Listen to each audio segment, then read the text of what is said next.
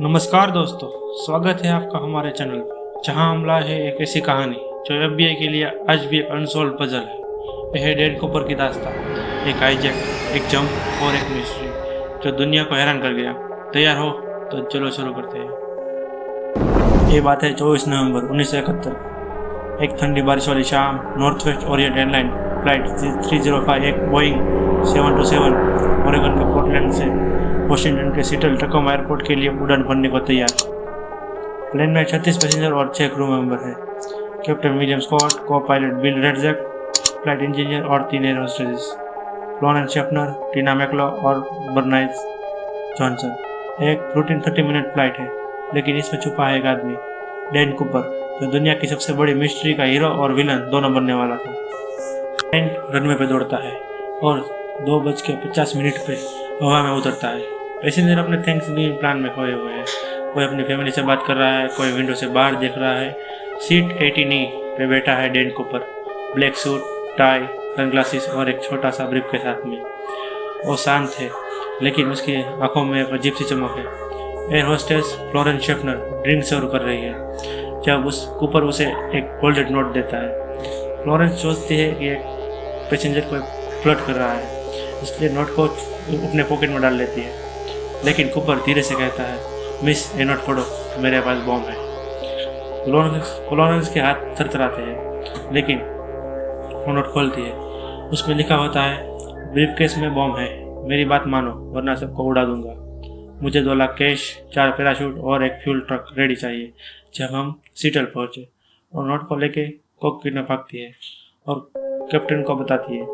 Captain Scott का चेहरा सफेद पड़ जाता है। कैप्टन क्रू को अलर्ट करता है। एयर होस्टेस टीना मैकलॉ को कूपर के पास भेजा जा रहा है ताकि उसे बात करे और सिचुएशन समझे। कूपर टीना को अपने पास बिठा लेता है और ब्रीफकेस थोड़ा सा खोलता है। टीना देखती है रेड स्टिक्स जो डायनामाइट जैसे लग रहे हैं, वायर्स और एक बैटल। एक असली बम लग रहा था। कूपर शांत आवाज में कहता है, ये कोई मजाक नहीं है, मेरी डिमांड पूरी करो वरना यह बटन दबाने में 1 सेकंड नहीं लगेगा। टीना का दिल जोर से दबकता है, लेकिन वो कूपर को शांत रखने की कोशिश करती है।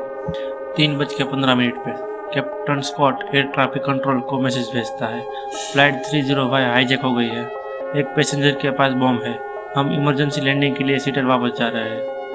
ATC North West Orient Airline के ऑनर डोनाल्ड नायरॉफ तक बात पहुंचाता है। नायरॉफ शॉक में है, लेकिन पैसेंजर की सेफ्टी के लिए वो तुरंत एफबीआई को इन्वॉल्व करता है और कूपर की डिमांड मान लेता है। वो कहता है, पैसे और पैराशूट का इंतजाम करो, प्लेन को भी लैंड मत करने दो, हमें वक्त चाहिए। क्रू को ऑर्डर दिया जाता है कि प्लेन को सीटल के ऊपर सर्कल में उड़ाते रखें जब तक जमीन पर सब तैयार ना हो।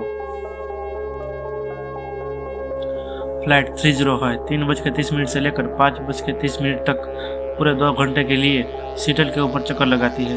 पैसेंजर को समझ नहीं आ रहा है क्यों डिले हो रहा है। क्रू उन्हें शांत रख रही है, बोलती है टेक्निकल इशू है, और कूपर अपनी सीट पे बैठा सिगरेट पीता है और बर्बन सोडा सिप करता है, जैसे कुछ बड़े होने वाला नहीं है। टीना उसके साथ बैठी हुई हर हरकत पर नजर रखती है। नीचे एफबीआई और पुलिस $2 लाख कैश और 4 पैराशूट का जुगाड़ कर रहे हैं।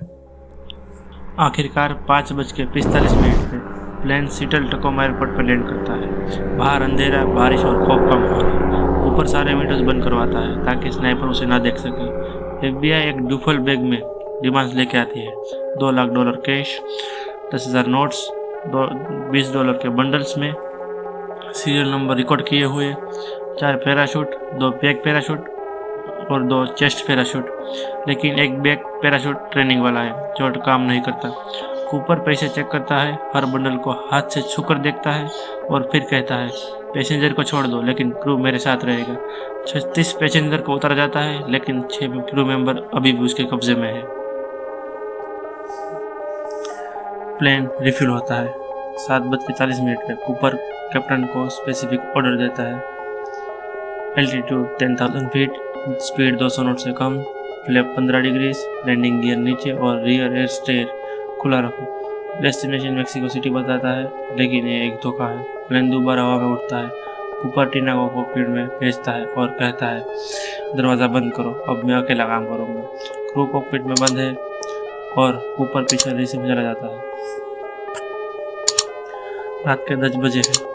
प्लेन ओरेगन के ऊपर उड़ रहा है। बाहर 200 mph की हवा, -7 डिग्री सेल्सियस के टेम्परेचर और नीचे घना जंगल और साथ ही में कोलंबिया रिवर है। कूपर रियर एस्ट्राइड खोलता है। कॉकपिट में रेड लाइट चलती है। क्रू को पता चलता है कुछ गलत हुआ है। कूपर एक पैराशूट पहनता है, $2 लाख अपने कमर पे बांधता है और फिर लगभग 8:10 से लेकर 8:13 के बीच जंप कर देता है। प्लेन एक छोटा सा झटका महसूस करता है और क्रू समझ जाता है कि क्रू पर गायब हो गया। वो हवा में लटक रहा है या शायद वो मौत के मुंह में चला गया। फ्लाइट 305 रात के 10 बजे नेवाडा में लैंड करती है।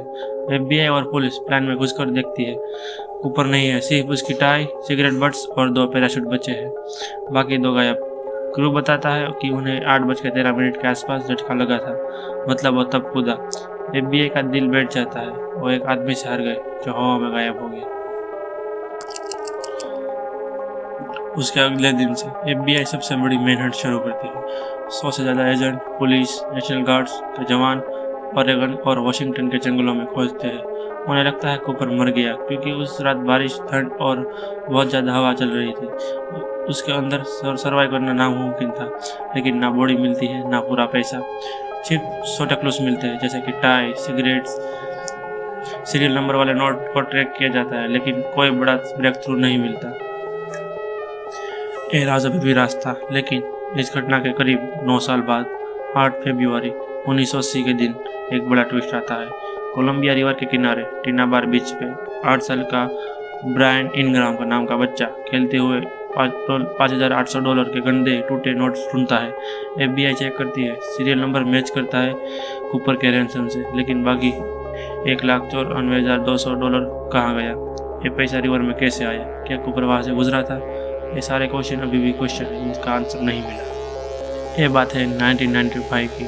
एक आदमी ड्यून वेबर अपनी बीवी जो वेबर को मौत के बिस्तर पर कहता है, मैं DB कूपर हूँ। ड्यून 1995 में मर जाता है, लेकिन जो FBI को बताती है कि उसके पति के पास अजीब हैबिट थी। वो पैराशूटिंग जानता था, उसने कभी अपना पास्ट नहीं बताया और एक दिन सोते हुए बोला था, मैं वो पैसा रिवर के पास छोड़ा। FBI इन्वेस्टिगेशन करती है, लेकिन DNA मैच नहीं होता। क्या यह सच था या अफवाह? करीब 45 साल की खोज के बाद FBI 8 जुलाई 2016 में ऑफिशियली केस को बंद कर देती है। उनका फाइनल कंक्लूजन था, कूपर शायद जंप में मर गया, लेकिन उसका राज हमेशा राज ही रहेगा। लेकिन लोग अभी भी थियरीज बनाते हैं। क्या वो जीनियस था जो भाग गया? क्या वो जंगल में मर गया या किसी और तरफ लैंड हुआ और छुप गया? तो दोस्तों, क्या लगता है आपको? क्या DB कूपर से जिंदा बचा या वो जंगल में ही खत्म हो गया? अपनी थियरीज हमें कमेंट में ज़रूर बताइए। और अगर ये कहानी आपको पसंद आई तो लाइक, शेयर और सब्सक्राइब ज़रूर कर देना। मिलते हैं अगले एपिसोड में और एक दिलचस्प मिस्ट्री के साथ। तब तक के लिए अपना ख्याल रखिए और सोचते रहिए, DB कूपर कहाँ गया।